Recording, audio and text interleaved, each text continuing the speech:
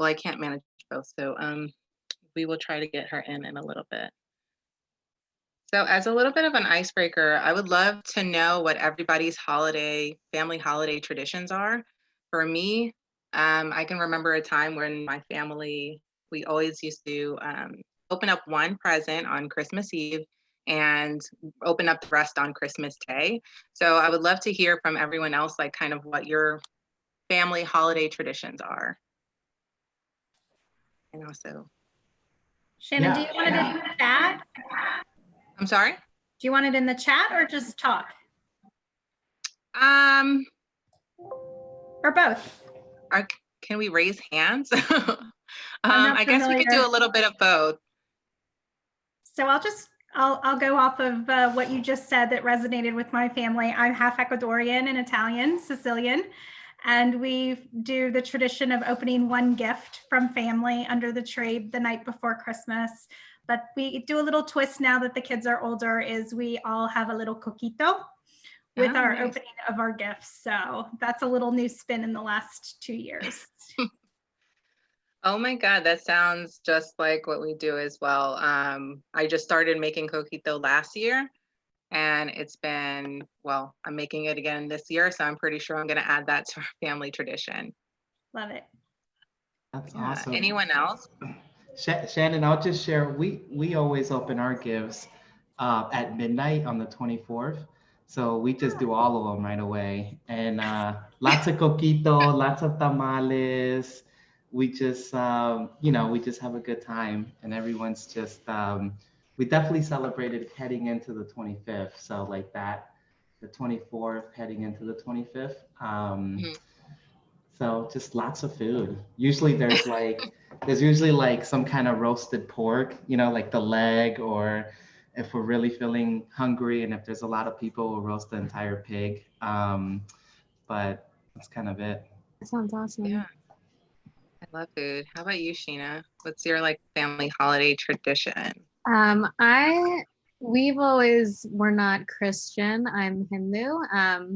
So we kind of just celebrate it for the commercial aspect, which as I get older, I'm kind of like, we don't need to do Christmas this year. We can skip it. Absolutely. We'll just send gifts, do gifts in the morning, and it's usually just my immediate family and my parents.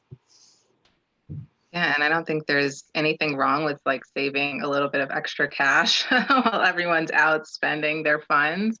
I have tried to stick with one big gift for the kids. I have 3 children, so I try to stick to one big gift, and then the rest are small ones, and hoping that their dad and grandma will pick up the rest. So Guadalupe said in the chat, my husband and I hide presents around the house, and we create clues for each other to find our gifts. Oh my God, that's so cute. I absolutely love that idea. We used to make buñuelos and posadas with piñatas and tamales, very religious and family friendly. So Alejandro, I'm wondering, I want to say Colombian because we used to make buñuelos as well, but I'm not sure. And coquito is life. Yes, it is. I'm from Mexico. Okay, nice. Anyone else want to share?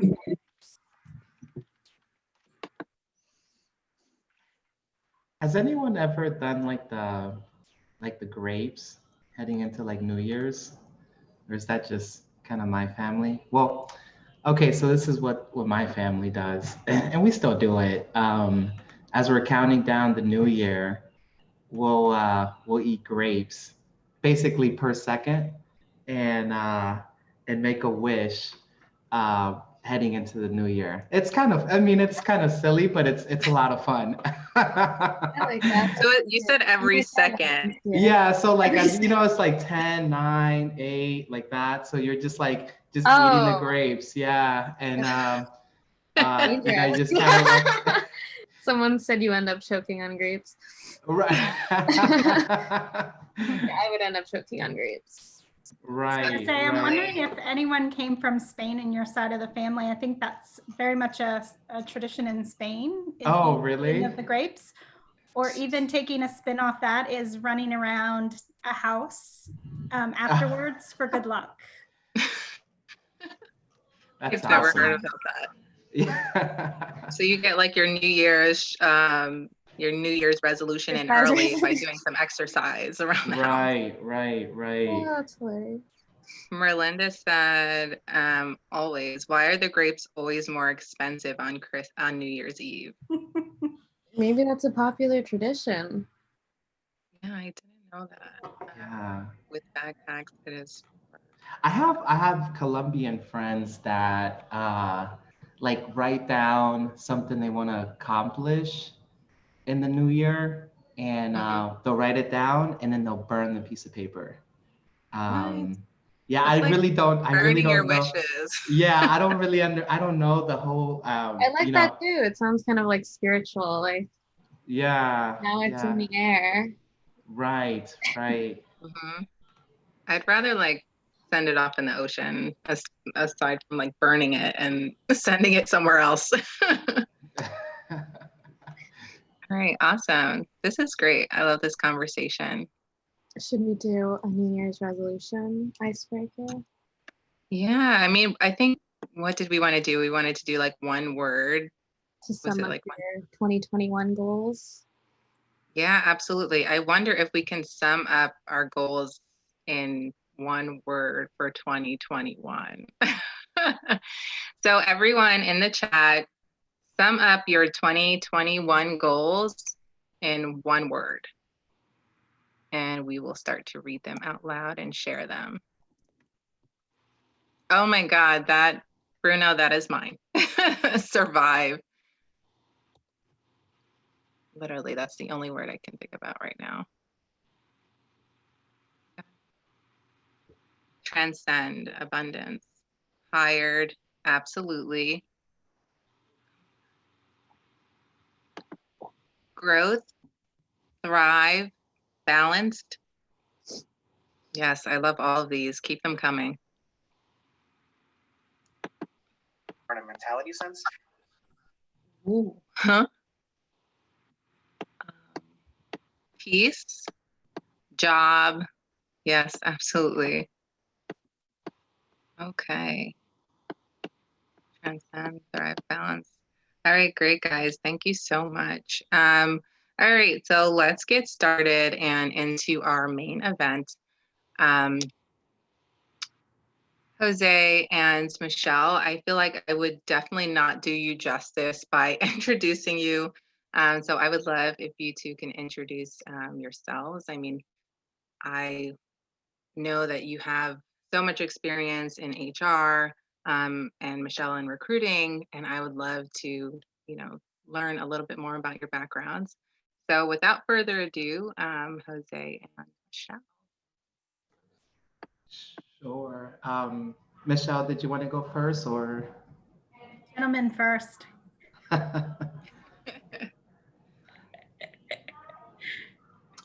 Wait, I'm sorry. Did you say I should go first? Sorry. I said I was being a new type of woman. I said gentlemen first. Oh, okay. Well, I will take you up on that. Well, good evening, everyone. I'm Jose Castro. I am one of our HR BPs / HR managers at Microsoft. I support the sales organization and the go-to-market teams here in the U.S. Our teams are kind of spread across the country, but the group I specifically support or I work with closely is the federal team. So think of all of the customers and clients that Microsoft interacts with, like the federal government, Department of Defense, and different agencies like that. That's the core group of employees that I support. And we obviously partner with the government on a variety of solutions with our either our Azure cloud business, different solutions that we offer, and AI and that sort of thing. I'm actually fairly new to Microsoft, especially at kind of their standards. I swear everyone at Microsoft has been there like 20 years. I've only been here about a year and a half. Prior to Microsoft, I worked at Amazon for the last 8 years or so, and always in HR, different industries. So with Amazon, I supported their transportation and logistics business. Um, so yeah, so I'm happy to help. Any questions that I can help with in terms of establishing a new career or landing a role in tech or anything of that sort. I always like to just support. So just feel super comfortable just asking away. All right, I'll go next. Michelle Schaefer. I've been in the talent acquisition area, gosh, for almost 25 years in the what I call the DMV area, the DC, Maryland, Virginia area. I've supported a lot of different services, predominantly in the federal space intelligence community. So when you think of JEDI, if you've heard of that large cloud opportunity that's dangling out there in protest, that's part of my group that we're supporting right now, not only in services and consulting, but also in sales. I have just recently been added to the board for our OLA ERG. So I'm super excited about that. I was a bit taken back that in the DMV area, we didn't have a large presence around our OLA ERG. So that's Latinx and Latin employee resource group. So super excited about the work that we're doing there to make sure that we support all employees around our Latin community and any kind of areas of support we need, mentorship, recruiting insights, any of those type of things. So we just started about, gosh, 3 or 4 months ago and just got an executive sponsor. So super excited about that. My passion and initiative is around diversity. I'm a diverse individual myself, and I just want to share out there. I saw what the one word was for this group, and it looks like there are a lot of people looking for a job in the new year. And I want to say, this is a really good time to be a diverse candidate in the market space. A lot of employers are looking at their diversity, looking at their boards, their executive boards, how many diverse folks are on there, all the way down to the individual contributor roles. So I want to say now is a really good time in being in the diverse space. And it is, I wouldn't say to your advantage, but I would say you have to meet the qualifications of the role. But companies are looking for diversity. That is key and important right now for many companies.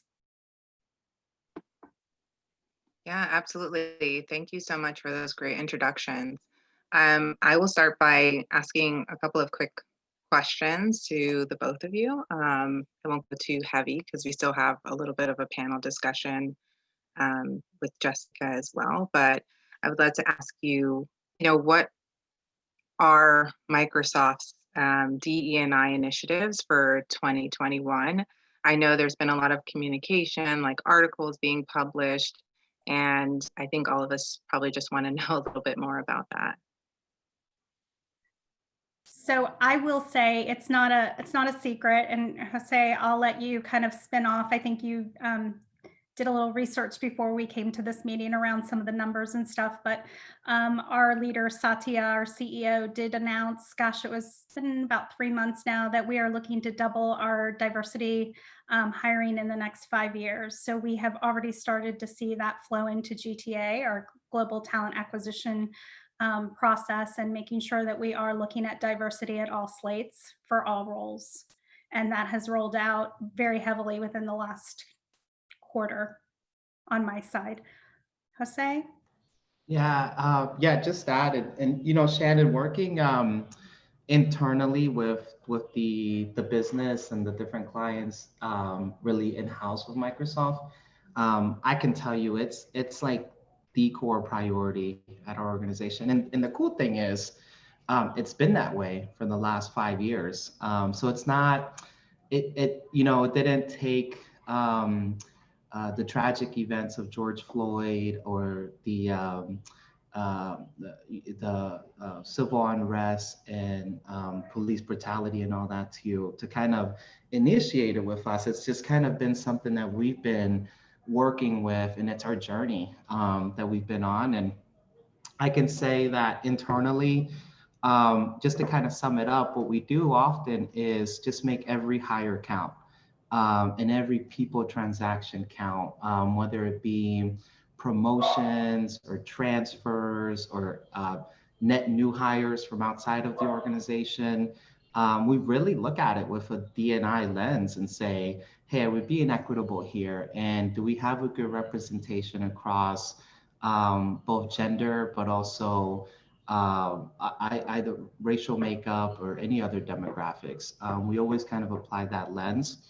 And there's a whole, like, we could really talk a lot about this, but there's a lot of other support avenues that the organization is doing, which I think is really cool, because it's the organization. I can definitely speak for the org that I support. Is we're like leaning in pretty heavily to talk about D&I at levels that just open up so much vulnerability. We're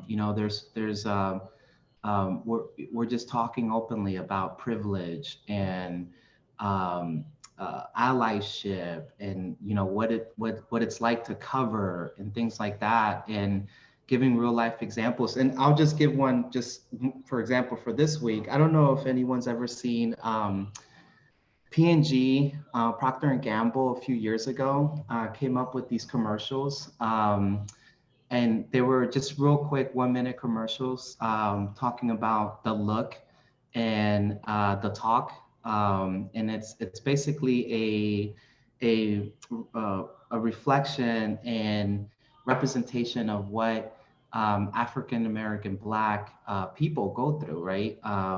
And the talk that parents have with their kids and the look that you may receive. And as an organization, the senior leader of my org, which is in charge of all of the regulated industries in the US, had a conversation with the org and just talked about those two items. And it was an open discussion. It was live.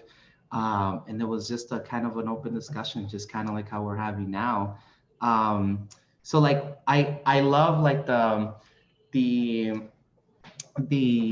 goals, right? The representation goals that many organizations have. But I think what really kind of, what I'm proud of is how active we're being and making it just come to light on a daily basis.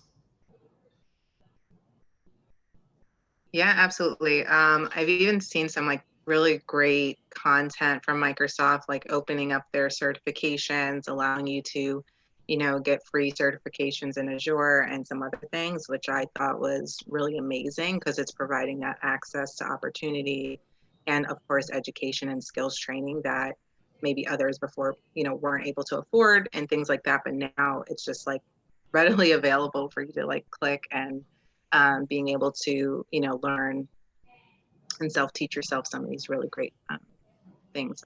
So thank you so much, Jose and Michelle. So welcome, Jessica. It wouldn't be an Echo Me Forward event without, of course, someone from a startup.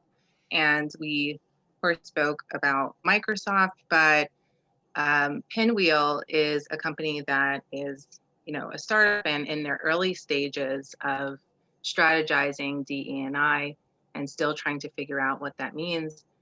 We have Jessica, who is in sourcing there. Jessica, I would love for you to quickly introduce yourselves and tell us a little bit about Pinwheel. Yeah, sure. Thanks for having me. And sorry, I'm a little late.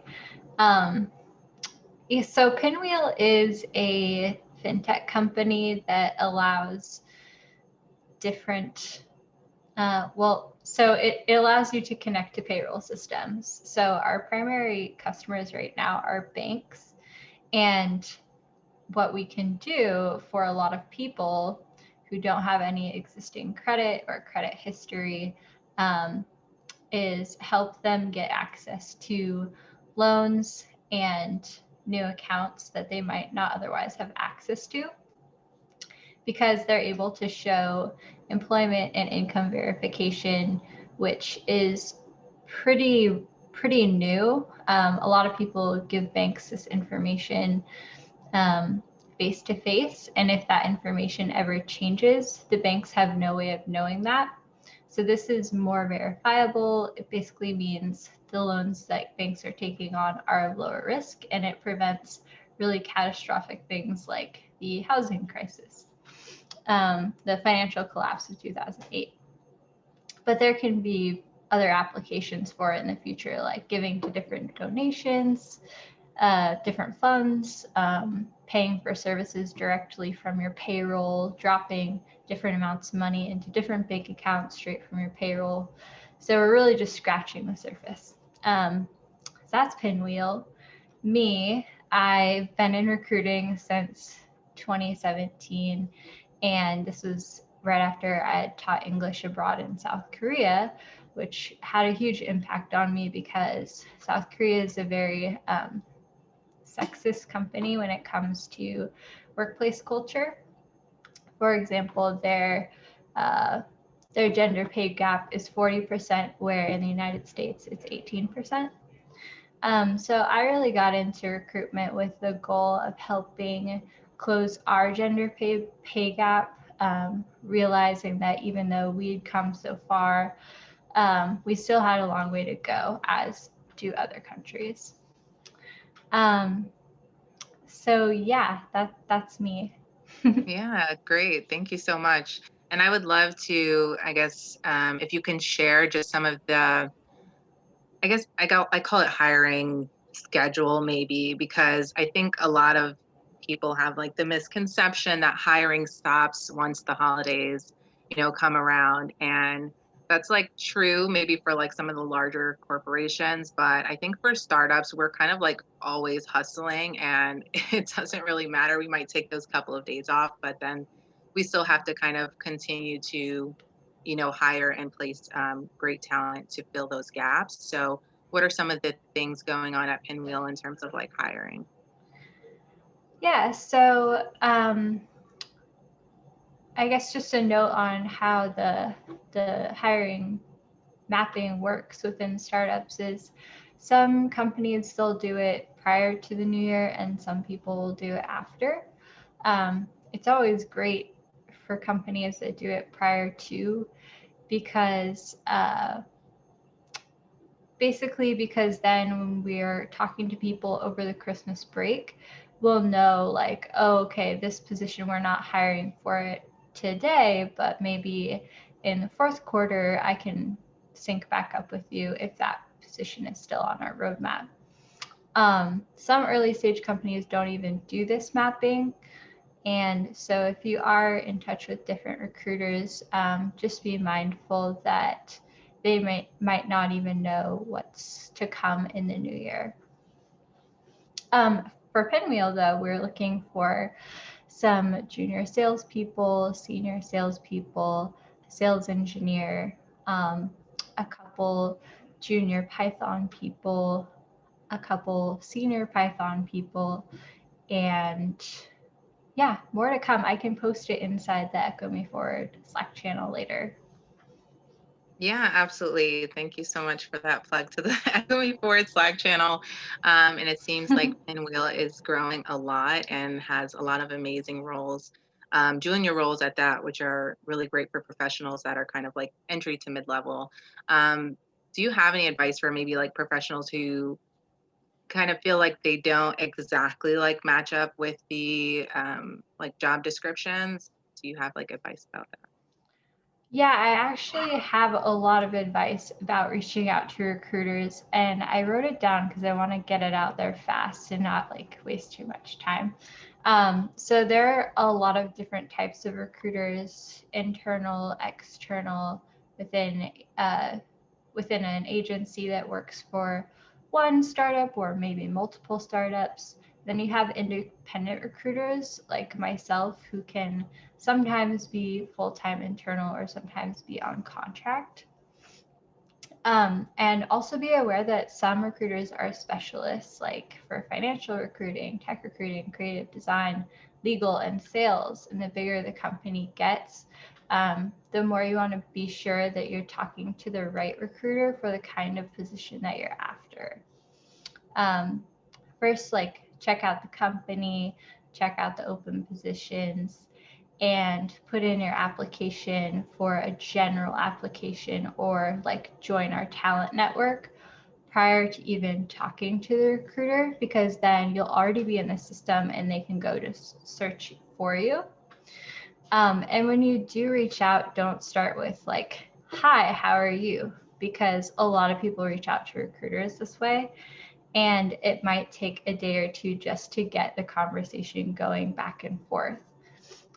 So instead, say, this is me, this is my resume, this is the kind of work authorization I have, depending on, you know, where you're located, where you want to be working.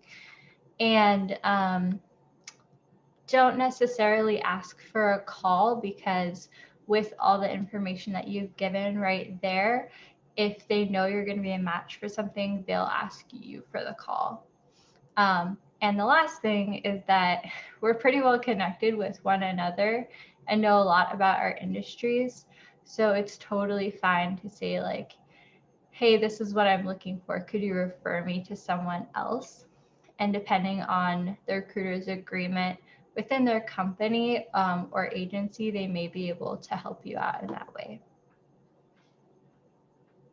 Yeah, absolutely. Thank you so much, Jessica, for those great tips. We have some questions in the chat, but I think that right now would be an amazing opportunity to open up the panel with both you, Jose, and Michelle, so that we can have kind of like a panel discussion as the questions come in about the hiring and the recruiting process, internal employee resource groups, and things like that. So everyone who's on right now, who's looking for jobs, obviously trying to land a job before, you know, the new year gets too far away from us, please drop your questions in the chat right now, and we will answer as many as we can before we start our fun games and giveaways.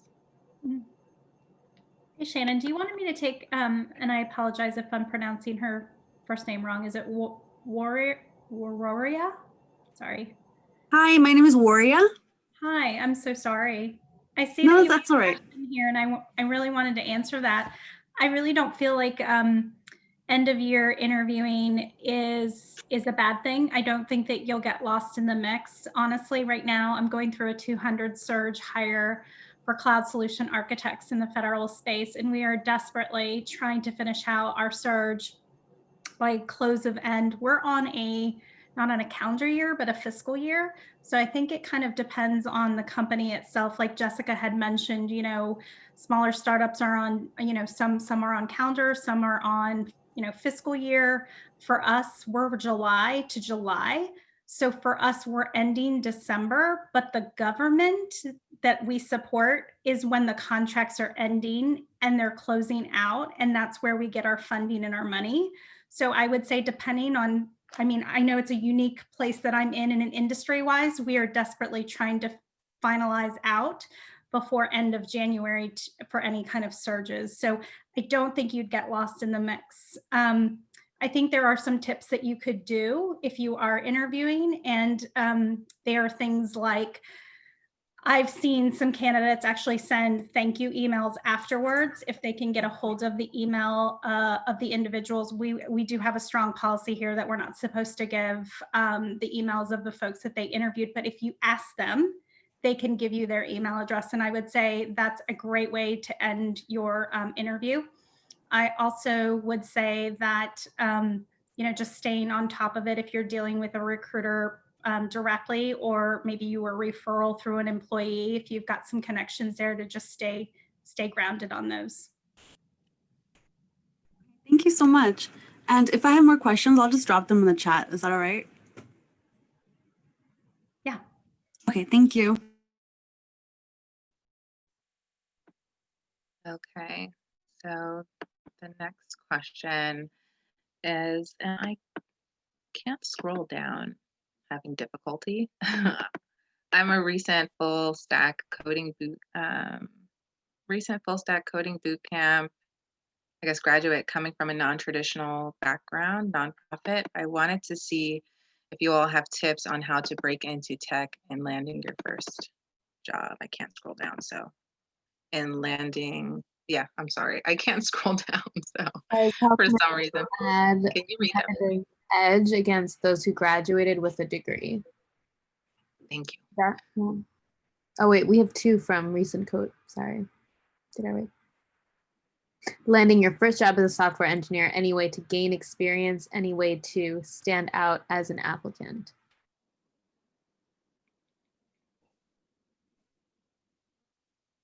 So Jessica, do you hire early in career? I've touched it in my career, but I'm not right now. Do you probably might have a little bit more insight than I do.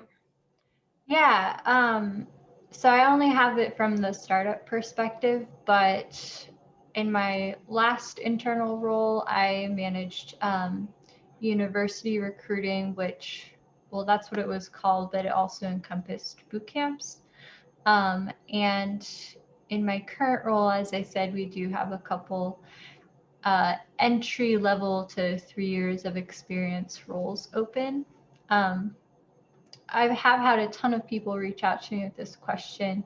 And one thing that I can say is if you can work with the person who's managing career placement at your boot camp, just for them to point you in the direction of like which companies are using the technology that we're taught in this program. And if they're not able to answer that question for you, you should really be putting a lot of pressure on them because these boot camps aren't cheap, and they should be able to provide you with some of these career services. If they're not able to do that, you can find the information online, but it can be very difficult. So asking recruiters, looking at job descriptions, searching Google for the specific languages that you want to work in. These can put you really far ahead because if you're applying to companies where your skills don't match the technology stack or none of your projects really apply, it can be a lot harder. I would also say if there's opportunity to work with an organization that will take you on to help like build a front end development for even nonprofit. I mean, there's so many organizations that would love to have some free work. And I know that many of you don't have enough time on your day to be doing some kind of free work. But I will tell you what, if I have somebody that interviews for my organization that is getting ahead by doing something for a nonprofit organization to learn how to do coding in certain ways, I mean, that shows initiative. I'll take somebody way well over that than somebody who isn't showing that kind of initiative and gumption to get ahead. Yeah, absolutely. I also put on there, we do have two programs that stand out. I'm not involved with them as much, but there are MSSA program, Amazon Web Services. Jose, I think, has one too. It's actually a military, well, it's not traditionally military transition.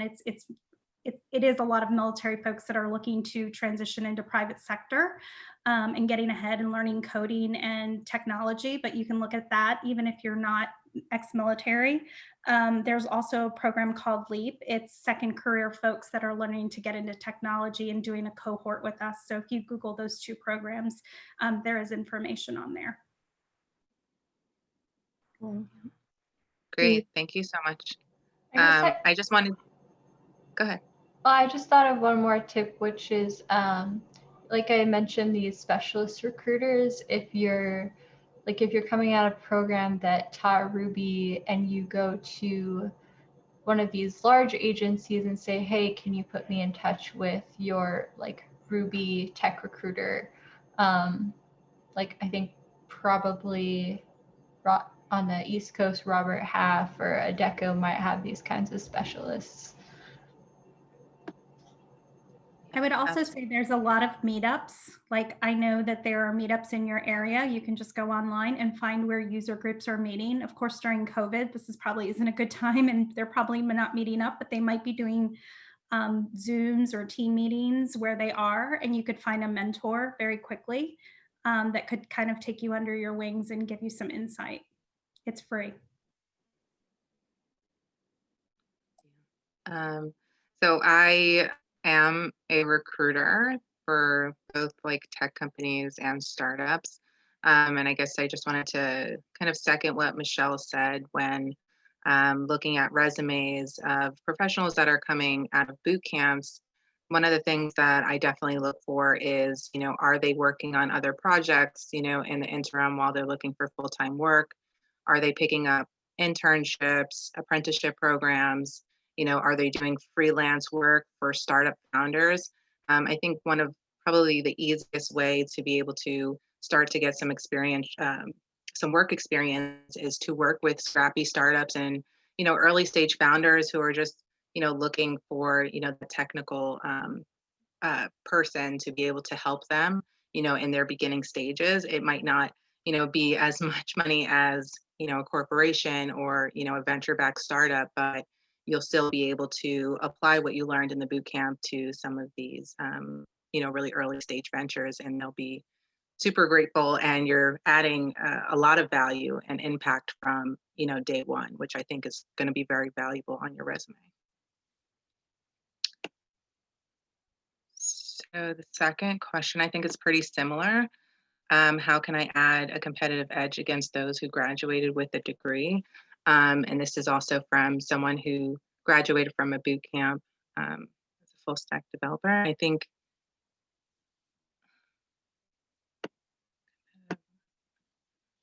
it might be some of the same tips that we spoke about in the last question, but if Jessica, Michelle, or Jose have any, additional tips for someone who can add a competitive edge over those who have graduated from a traditional traditional computer science degree. And for Lionel, I am not 100% sure on what the kind of what the requirements are, what we look for in LEAP, because I'm not that close to it. But I actually do have a friend of mine that's a software engineer that went through the organization. I'll be happy to ask. Lionel, if maybe you can just IM me your email address, or I can certainly share it back with Shannon to share it back to this team. Either or, but I can certainly ask to see. I know that he was pretty new to. I think he was just kicking off his career, so I think it'll be really insightful for sure. Yeah, absolutely. I don't want to miss any questions. Hold on, let me just go back a little bit. What qualities do startups look for in prospective employees in comparison to established companies like Microsoft?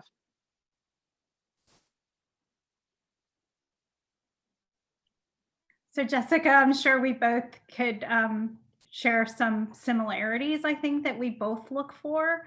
Not only working for a large corporation, but I think even a small startup, self-starters are really important. I don't care what organization you work for.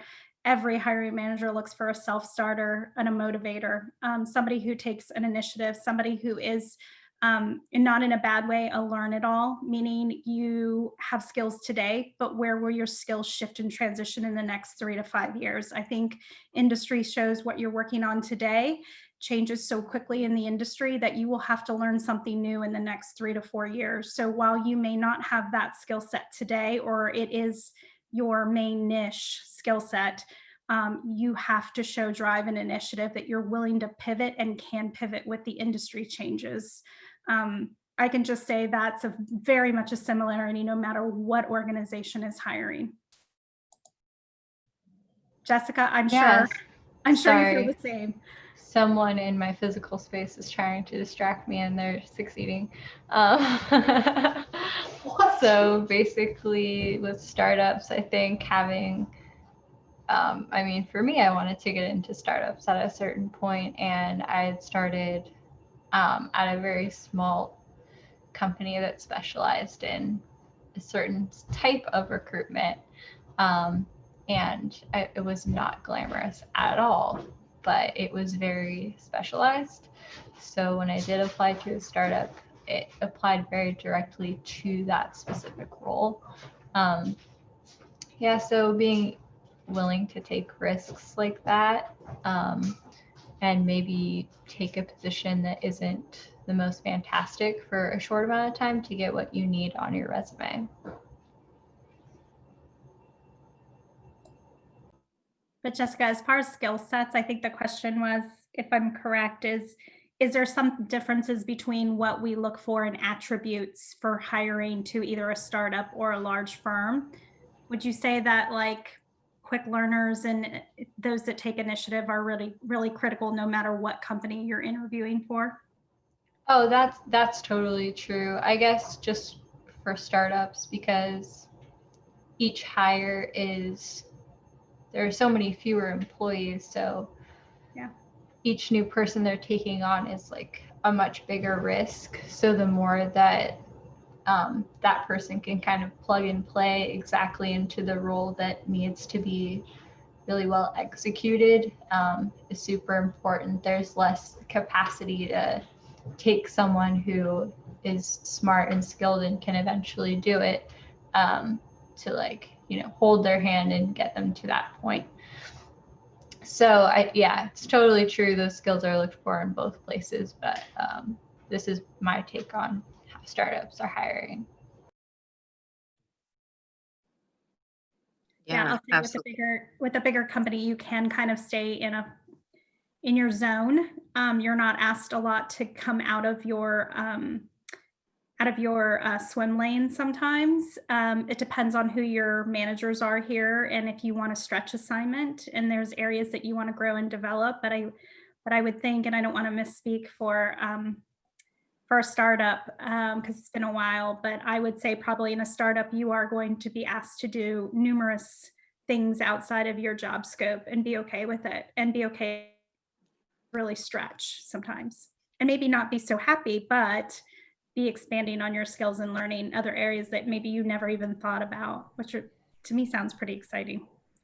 Yeah, I would just say too, I had the privilege of building a new business at Amazon, and if you guys kind of know a little bit of Amazon, it's like this gigantic company that operates like a startup in some way. Sometimes it's very scrappy, especially when it's rolling out new initiatives. And I would just kind of echo that, Michelle. It was super exciting. So the business that I was working in was the last mile delivery. So you probably see the vans everywhere and all that stuff. Well, at one point we were just using U-Haul vans, and we were working out of like lease space in airports and things like that. Anyhow, building the infrastructure came from basically nothing. And and it just kind of gave me a really small taste of like what startups can be like. And yeah, to your point, it was super exciting because it just was constant building, you know, constant building, and definitely a grind for sure, but it was very rewarding. Yeah, I would say if you're probably not comfortable navigating in the gray space sometimes, that might not be too comfortable for some folks. Yeah, definitely. I will say there's a lot of ambiguity when working at a startup. There's not a lot of processes in place that maybe you might have seen at, you know, another organization or a large corporation. And I'm sorry for that noise in the background.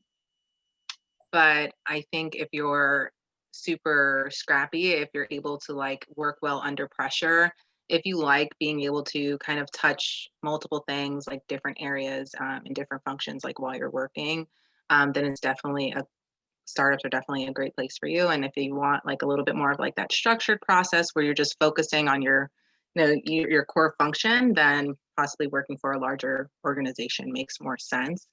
I've seen a couple of things in the chat where the audience is posting about, you know, opportunities in marketing, UX, UI design, full stack internships and things like that. Literally every day in Echo Me Forward Slack, we are posting nonstop. So there's opportunities in marketing where literally people are begging for people to apply, whether you're entry level or you have, you know, relevant experience that can transition over into tech, it's really just all about, how well are you able to convey, that message of how your transferable skills are able to apply to the tech industry as well. So like I said, it's all about just, selling yourself, selling your abilities, and being super confident in what you're able to, the value that you're able to bring to those organizations. So definitely take a look in our jobs hiring Slack channel. We even, me and Sheena try our best to kind of match professionals up that we see in our Slack to the different roles. I think we just posted a full stack internship. It's remote. There's some marketing opportunities. There's some UX, UI design roles like freelance and consulting as well as full-time. So definitely you have to like be in it to win it, I say.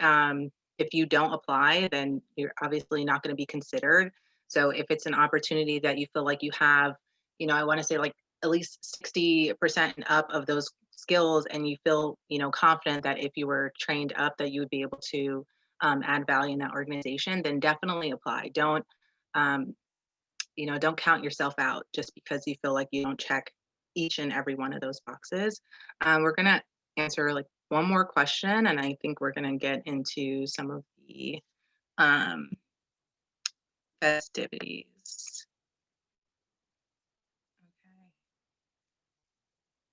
Okay. Sheena, I'm sorry, can you read this last one? Yeah, I think there was 2 questions coming in. I like Ebony's question a lot because I don't think it's been answered yet. Is it sometimes a little harder to transition from a startup to a more established company? Are there any biases against those coming from a startup? So I'll be honest, I worked at Big Four Consulting. I worked at 2 of the largest firms in the consulting area prior, and then I worked for a systems integrator in the federal government area before coming to Microsoft. And I will say at Microsoft, I do not see these biases at all. I don't see biases with education. I don't see biases of people coming from small organizations. I think Microsoft is much more open about talent that is applying to the roles and assessing during the interview period. I see very little pushback in that area. But prior, in my other organizations I worked for, there was tons of checks prior to interviewing. I did work at organizations where degrees were mandated. You couldn't work for us if you didn't have a degree. Microsoft is not in that way. So for me personally, I can say no. And we've had some great experiences hiring from smaller organizations that bring a broader, wider open frame of mind coming into a program where there's biases and there's some legacy mindset that's more of a closed mindset. And these people bring such youth into the program when they walk in the door to say, well, I'm thinking this way, what do you think? And the developers will just kind of turn their head and say, who's this person? Because you've worked in a smaller organization having to hurdle those deadlines, and you've had to span across different kinds of scope of work. So I would say you're a benefit, not a disbenefit to the organization. I hope that helps. Yeah, it definitely helps. And I think that particularly in my eyes, when I see a professional coming from a startup and they're trying to work, with one of my clients who are maybe a larger organization, I see it as an asset just because I know the type of environment that you have to be able to thrive in to be successful in a startup. So I don't think that, or recruiters look at someone coming from a startup and immediately feel like they won't be successful in a larger corporation or environment. Okay, Thank you guys so for the answer. Appreciate it. you're welcome. So I'm going to stop there just because of time, and I want to have a little bit of fun. We've been having fun. I'm not saying we were fun, but I want to be able to have a little fun and also give away some Amazon gift cards for the participants that are here. And sorry to those who couldn't make it. So without further ado, and if the panel, thank you so much, Jessica, Jose, and Michelle, if you guys can just stay on we do want to make you judges for our next, our giveaway.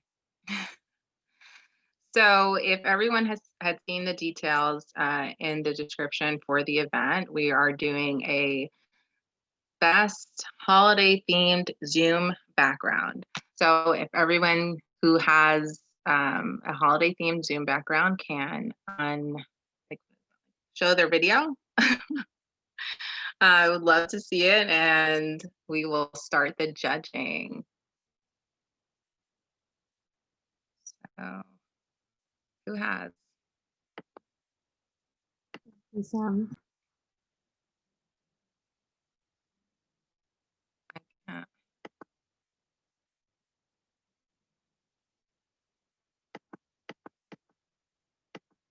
How many do we have?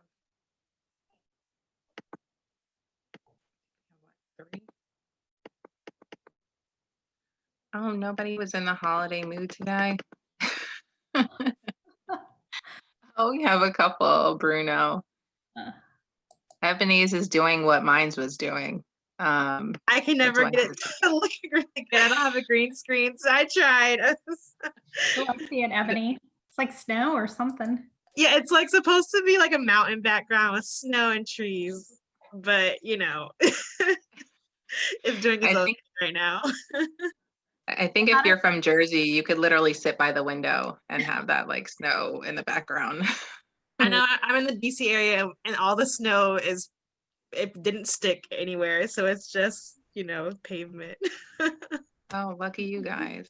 We're shoveling over here. I've heard the stories. I'm like, I do like snow though. So I'm sad that we didn't get any that stuck, but I also don't like driving in the snow. So yeah, absolutely. So Sheena, are we gonna break them out? Anyone else want to put up their background? Last opportunity. Last chance. Bruno's got something up and Guadalupe does. Yes, 3. We have 3. The rest of us are working the event. I don't know if I we're get it. Like, allowed to compete since we're on the panel, but I just wanted to add to the spirit, like Jose. Thanks. Guadalupe, is that a real tree? Is that like your living room? Yeah, that is my living room. Oh, nice. wow. I'm a little bit jealous. Me Like, too. That's a nice tree. It smells really nice. Very color coordinated. Mine looks like a hot mess of color all over the place. And Bruno, you look like you're at a hotel. Does Bruno not look like he's at a hotel? I vote for Bruno because he actually put his picture in. So I mean, it's just like a background I downloaded. Bruno, you look like you're at the Ritz-Carlton with the crown molding and like the candelabra. Yeah, I know, right? I literally just Googled like Christmas tree and I saw this one and I liked it. So what's the commercial, the Dos Equis guy, the most interesting man in the world? Like that's like the background for the winner, the Christmas one, I feel like. Looks like, yeah, a nice house. Charming holiday. do we need a breakout, or do you want, how about the panel send Sheena, I guess, the first name of the person, and we'll do it that way. So we'll do like 2 minutes. I wish I had like music, but also, as they're doing that, for those who want to participate in the Kahoot, the Christmas trivia, which we're about to do now, all you have to do is go to www.kahoot.it. Let me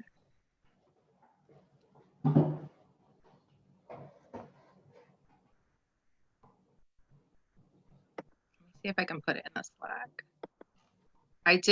Alejandra, I did kind of close or pause the Kahoot link because we weren't using it yet. So that's probably why you can't access it. They don't want nobody to cheat on the questions. There you go. That should get you into it. Yeah, I changed it, Sheena. I like closed it out by accident, so it might be a different pin.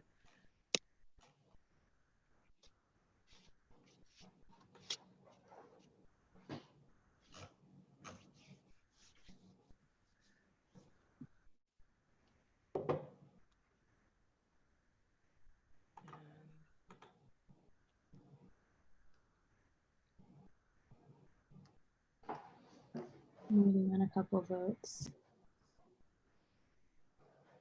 You can announce, I guess, once you've gotten all of the panelists to votes, you are free to announce, and I'll get ready for the trivia.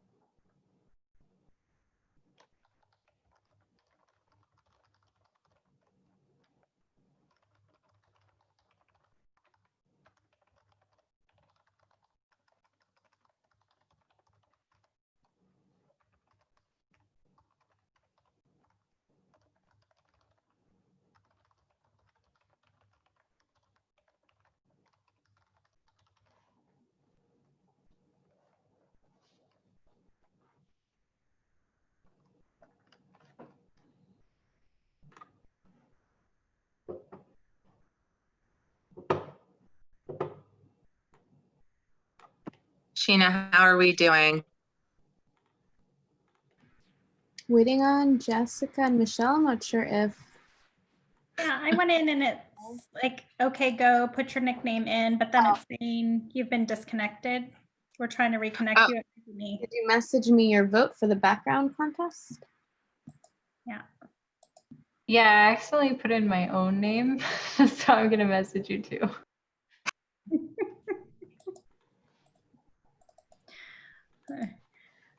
You'll have to excuse me. I don't use Zoom every day, so I'm not as user-friendly with Zoom as I am with Teams. All good. I'm like that when I go on Microsoft Teams. Sheena, I have to figure out how to IM you specifically. There's a little toggle where it says 2. The default is everyone, but you can go in there. Thank you. Mm-hmm.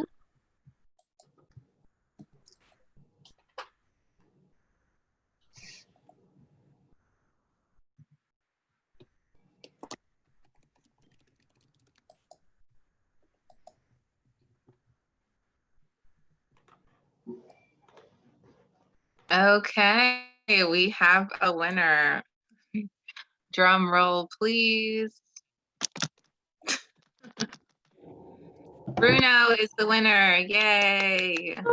Good job, Bruno. Awesome. Thank you. So exciting. You won a $25 Amazon gift card, and that is for you, yourself, to go and get something really amazing on Amazon and treat yourself this holiday season. Awesome. Thank you. Thank you so much. So if you can just drop or send me like your email in a personal chat, and then I'll get you all squared away. Awesome. Yeah, I'll Slack you in a message. Great. All right, guys. If everyone is ready, I'm super excited for this Christmas trivia. I have never done it, so I'm going to be honest and say I read a couple of the questions. They seem super hard. I don't know who's going to win. Panel, you guys are able to play if you would like. You're more than welcome, because I think they're so hard that I don't know who's going to win. So let me share my screen, and we will get started.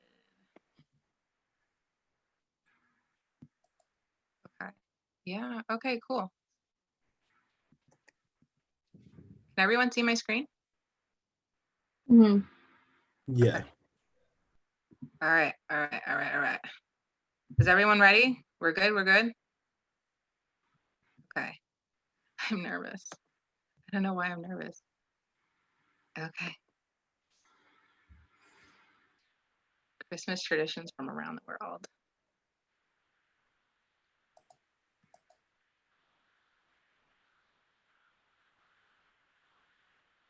Which two countries did Christmas greeting cards become popular in the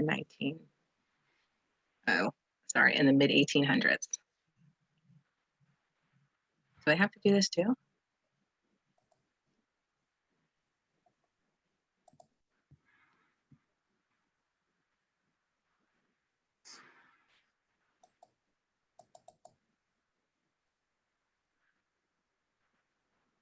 Ooh, okay, okay. Next, we got oh, okay, Jose, nice. All right, let's see. In the eastern part of France, what day is symbolic of the holidays?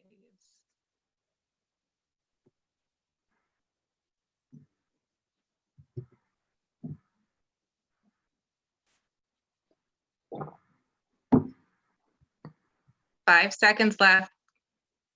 Get those answers in. Oh, wow, 7, St. Nicholas. Oh my goodness. How does everyone know these things? Ooh, Sheena. Okay, the tides have turned.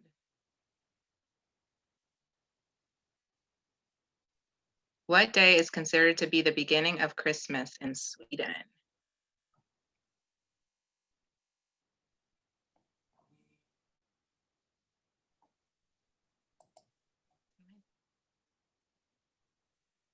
My thing stuck.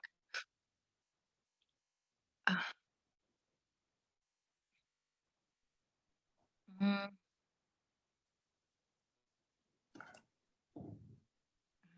wow. 5. Okay, awesome. St. Lucia Day. Did not know that. Oh, wow. Lisa is on fire. Okay, here we go. Next question.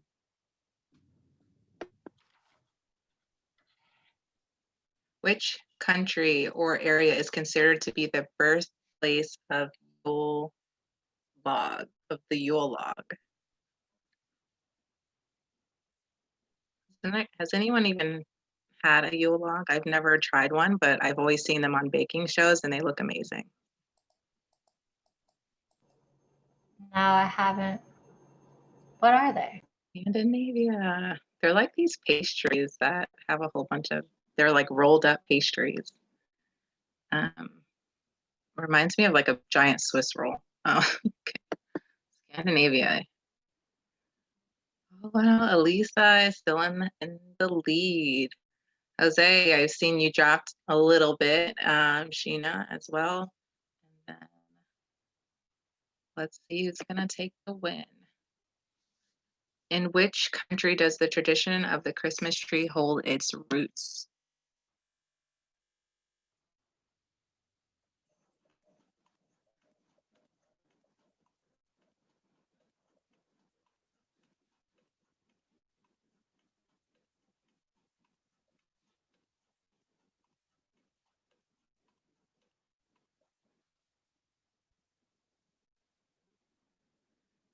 Okay.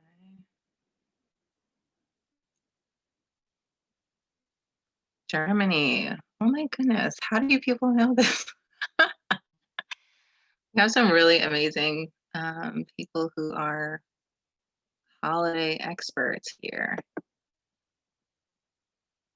Lisa. Okay, Lisa, seriously, you must have traveled the world. Okay, next question. Can anyone catch up? Which country holds a tradition that someone must stir Christmas pudding mix clockwise?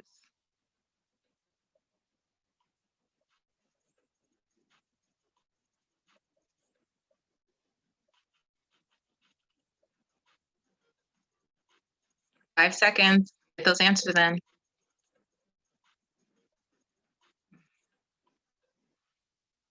Oh, wow. Great Britain. Nice. I think that was pretty even in terms of. Okay. Elisa, you were on a winning streak. Jose is catching up. I'm coming. On which day do Ethiopians celebrate Christmas? Ooh, that's a tough one.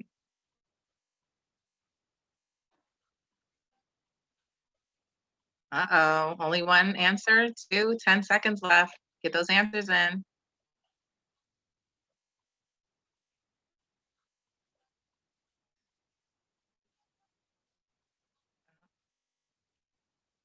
Oh, wow, January 7th. I did not know that. Ooh, okay, okay. Ebony is on fire. W is catching up, and Elisa is still in the lead. Is anyone gonna catch her? Let's find out. During the 12 days of Christmas, what do the Greeks believe happens?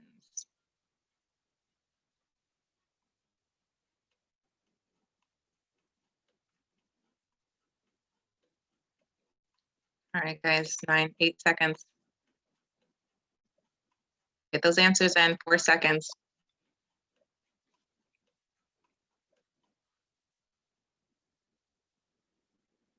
Oh, wow, only 2 people got this.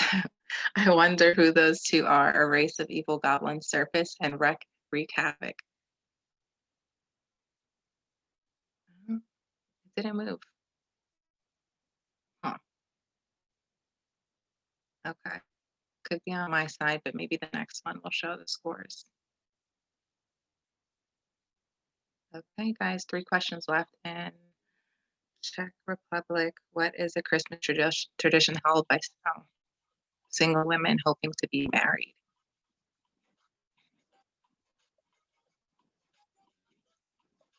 Spin their presents counterclockwise. They throw a shoe over the shoulder.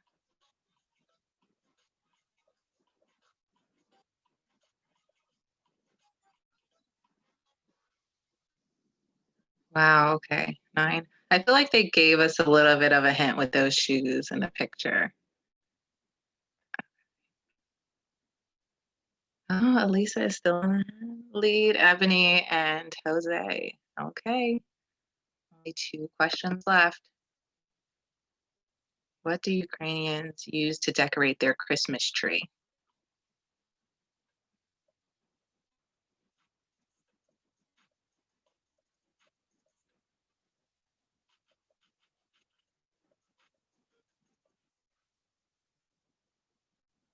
Oh, wow, only one person got that right.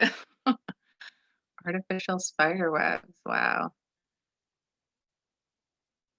Okay, last question, and W is not too far behind Elisa, and let's see. Dun, dun, dun. Here we go. Due to the power of advertising, what do many Japanese people do to celebrate Christmas Eve?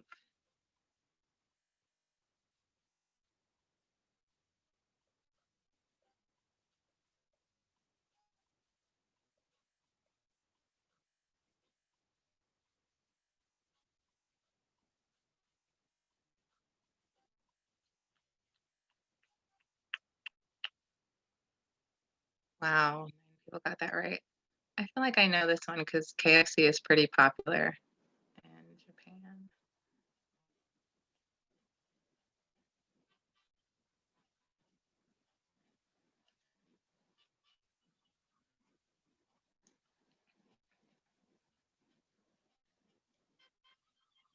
Yay! Good job, Elisa. Congratulations. Um,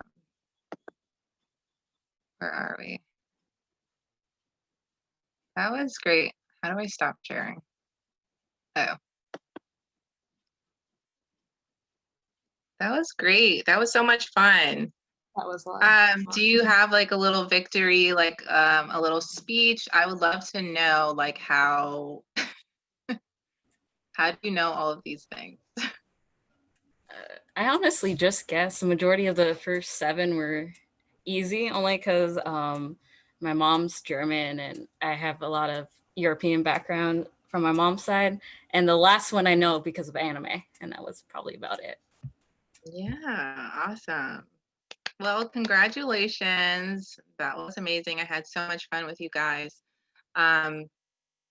If you want, Jose, Jessica, and Michelle, if you want, you can drop your LinkedIn's really quick or your emails or anything in ways like people can get in touch and possibly ask, questions further if they have. Also, if you're not a part of the Echo Me Forward Slack channel, you really should be. We definitely have a lot of amazing job opportunities, no matter what. No matter where you are in terms of your career journey. We have entry level, mid, and senior level roles. So we definitely want to see you guys there networking, engaging, reach out to the hiring managers and the recruiters that are in the Slack channel. They are super responsive and they are there to help, and they want to see people succeed, and of course to make sure that amazing qualified talent is getting hired, are getting hired. Okay, thank you so much, guys. Really appreciate it. Elisa, if you can just send me your email. Awesome. Thank you, everyone. Thank you, Shannon. Thank you Sheena. for the opportunity. Bye-bye. Thank you all so much. Have a great evening. Wonderful holidays. Thank you. Bye. Bye, everyone. Thank you. Holidays.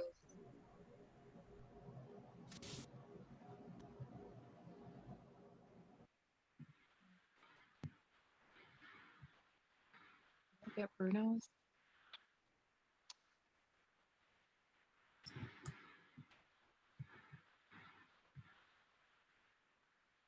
You said